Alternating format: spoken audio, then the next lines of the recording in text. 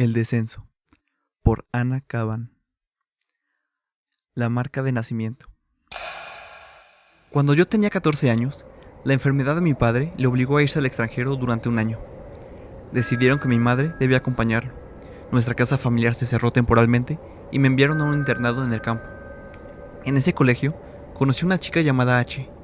Uso a propósito la palabra conocer en lugar de hacer amigas con.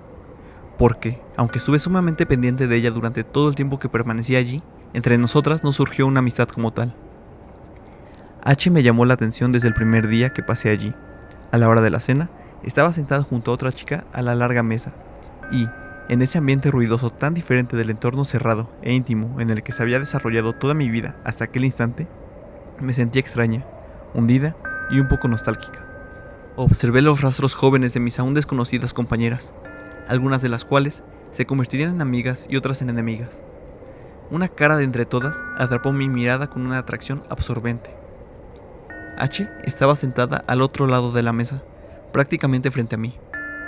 Su pelo rubio destacaba entre tantas cabezas castañas. Era una noche de otoño neblinosa y fría, y la estancia no estaba muy bien iluminada. Tuve la impresión de que toda la luz que había en el comedor se había racimado a su alrededor, reviviendo y renovándose a medida que jugaba con su cabello dorado. Creo, echando la vista atrás, que debía de ser preciosa. Sin embargo, la imagen detallada de ella me es esquiva. Solo puedo recordar la impresión que me causó su rostro extraordinario, ni feliz ni melancólico, pero dotado de una cualidad particular de aislamiento. La mirada de alguien decidido a aceptar su destino. Quizá estas frases parezcan fuera de lugar en relación con una niña del colegio que apenas era unos meses mayor que yo, y por supuesto, en aquellos tiempos no pensé en ella de esa forma. Es la impresión acumulada, más que la momentánea, la que quiero expresar. En aquel momento solo vi una chica rubia, un poco mayor que yo, que, percatándose de que la miraba y captando el inevitable pensamiento de que posiblemente necesitaba valor, me sonrió desde el otro lado de la mesa. Me acuerdo de que volví a mirarla con cierta envidia. Me pareció que ella debía de poseer todo aquello de lo que yo, como recién llegada, carecía. Éxito, popularidad, un lugar propio en aquel mundo escolar. Más tarde, descubrí que no era así en absoluto. Una singular presencia parecía ensombrecer todas las actividades de H. Pude observar esa sombra, tan difícil de describir con palabras, y siendo, de algún modo, el complemento de su extraño resplandor exterior.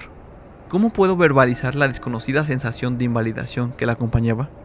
Aunque no era impopular, no tenía amigos íntimos, y aunque estaba en los primeros puestos tanto de capacitación académica como de deporte, siempre había algún suceso inevitable y accidental que le negaba el éxito supremo. Parecía aceptar ese destino sin cuestionárselo, casi, diría alguno, sin ser consciente de él. Nunca le escuché quejarse de la mala suerte que tan sistemáticamente le arrebataba todos los premios, y aún así, ni era indiferente ni era ajena, desde luego. Recuerdo con bastante claridad un acontecimiento hacia el final de mi estancia en el colegio. En uno de los pasillos había un tablero de madera en el que, entre otros varios avisos, colgaba un gran trozo de papel donde figuraban nuestros nombres y las notas que cada una de nosotras había recibido cada semana. H estaba de pie frente a la Lisa, completamente sola, mirándola con una expresión que no entendí. Una expresión con resentimiento. No de arrepentimiento, pero, bueno, eso me pareció, sí de resignación combinada con pavor. Al ver aquel ademán en su rostro, me sobrevino una oleada de compasión, apasionada e inexplicable, una emoción tan profunda, tan aparentemente injustificada por las circunstancias, que me sorprendió sentir que mis ojos se llenaban de lágrimas. «Deja que te ayude y hagamos algo», me escuché implorándole, expresándome con una dificultad tal como si mi propio destino estuviese en juego. En vez de contestarme, H se subió una de las mangas y silenciosamente señaló una mancha en la parte superior del brazo. Era una marca de nacimiento, un trazo leve, como si la tinta se hubiese descolorido, que a primera vista parecía no ser más que una pequeña red de venas bajo la piel, pero cuando la examiné más de cerca, vi que se parecía más a un medallón, un diseño en miniatura, un círculo hecho con puntas afiladas que albergaban una forma pequeña, muy suave y tierna, quizá una rosa.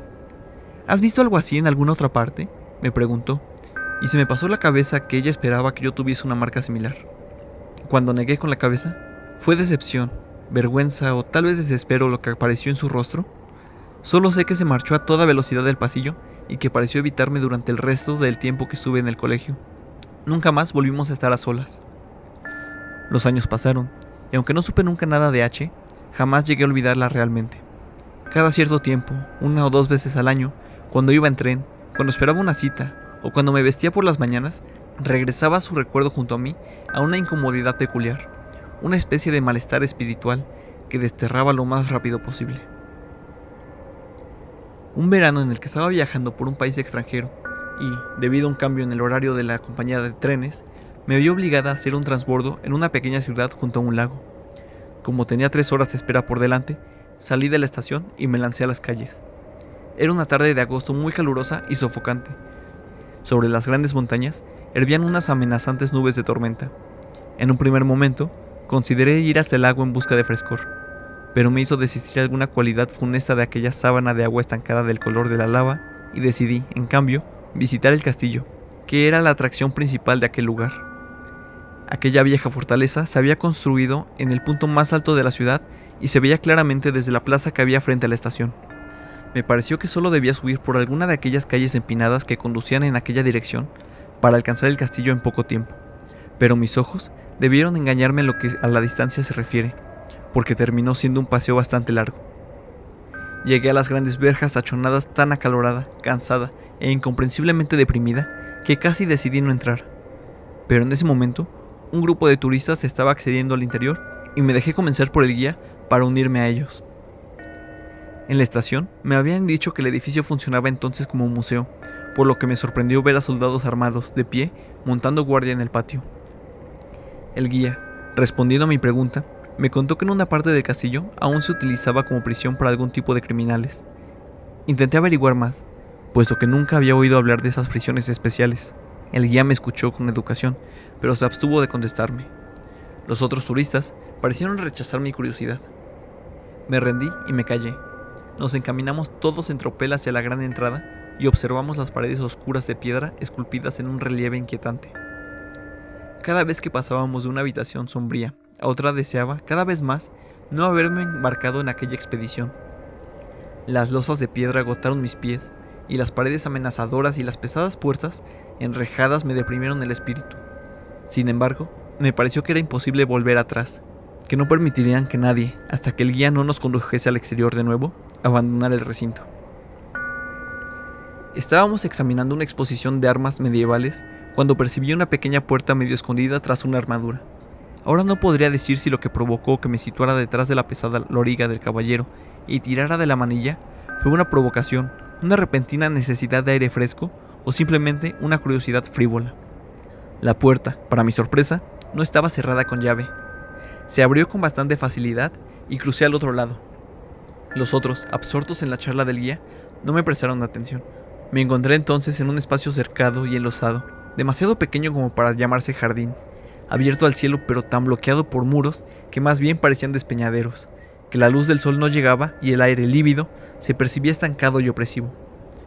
Puesto que aquello no me gustó mucho más que el exterior del castillo, estuve a punto de volver a la tediosa visita que acababa de abandonar, cuando algo me hizo mirar al suelo. Estaba de pie frente a lo que tomé por una reja baja, un respiradero probablemente que me llegaba hasta la pantorrilla. Mirando con más atención, vi que se trataba más bien de una ventana baja y enrejada que daba a alguna celda subterránea. Lo que llamó mi atención fue un movimiento de las verjas. Me arrodillé y observé entre la maleza que había crecido en los huecos entre las grandes losas. Al principio no pude ver nada. Podía estar observando una habitación oscura, pero poco tiempo después mis ojos penetraron la oscuridad y, bajo la verja, pude entrever una especie de camastro con una silueta envuelta y tumbada sobre ella.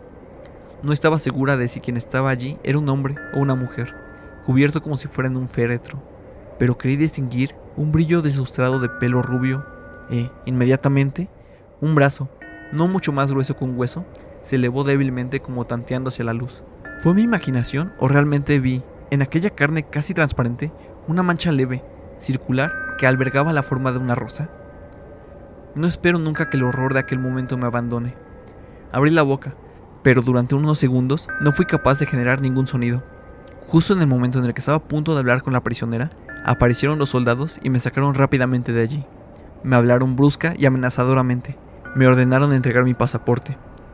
De forma entrecortada, en un idioma extranjero, comencé a hacer preguntas sobre lo que había visto, pero después observé los revólveres, las porras de goma, las desalmadas y estúpidas caras de los jóvenes soldados y al inaccesible oficial con su guerrera abrochada.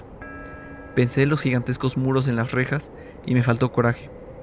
Después de todo, una extranjera insignificante y además mujer, ¿qué esperaba poder hacer contra una fuerza tan aterradora y poderosamente establecida? ¿Y cómo podía ayudar a la prisionera si yo misma me convertía en una? Al final, tras muchas preguntas, me dejaron marchar. 2 guardias me escoltaron a la estación y se quedaron en el andén hasta que el tren me llevó lejos. ¿Qué más podría haber hecho? Aquella celda subterránea estaba muy oscura. Solo podía rezar y esperar que mis ojos me hubiesen engañado.